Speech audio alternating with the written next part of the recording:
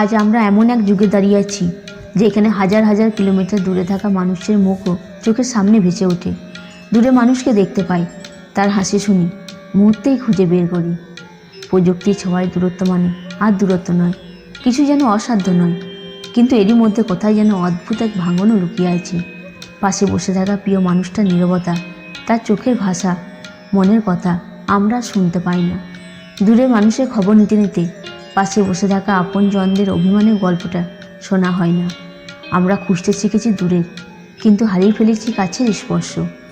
মুঠো ফোনের আলোয় দূরকে কাছে টানতে টানতে অন্ধকারে হারিয়ে যায় কাছের মানুষের না বলা কথাগুলো। ব্যস্ততার অজুহাতে তাড়াহুড়োর শহরে আমরা ভুলে যাই সবচেয়ে প্রিয় মানুষটার সবচেয়ে দরকারি কথাগুলো। হয়তো কখনো বলা হয় না, শুধু চোখের কোণে জমে থাকে।